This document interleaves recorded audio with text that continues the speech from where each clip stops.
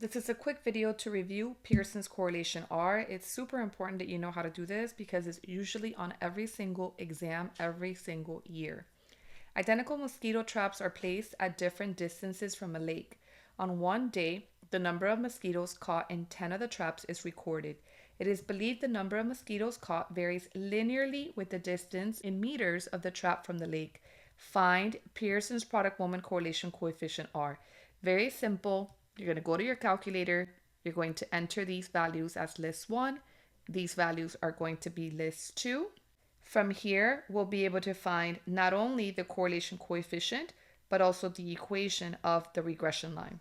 One of the things that you have to remember in your calculator is that you have to go to mode, make sure you are working in degree mode, and also most importantly for Pearson's correlation or any correlation question, your stat diagnostics has to be on.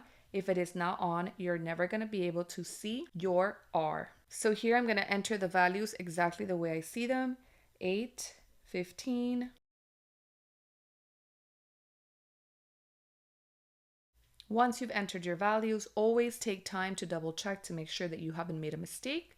Now you go to Stat, Calc 4, which is linear regression. You are going to press Enter to calculate. And here you're going to get R, which is the correlation coefficient, and you're also going to get the equation for the regression line. Remember to write down more than just 3 significant figures. I would write down like 5 decimal places, ... and then round, so that way you get your points even if you make a mistake rounding. So the correlation coefficient is negative 0.99777 ... which is approximately negative 0.998. Remember that it is negative. You have got to write that negative down.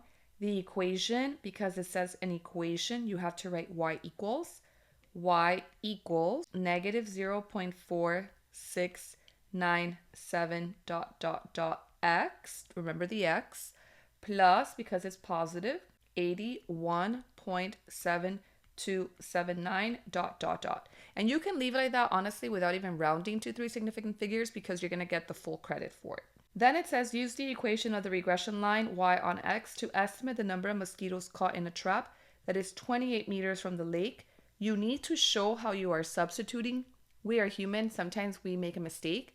And so even if your equation is wrong, by substituting correctly into your equation, you are going to get follow-through marks.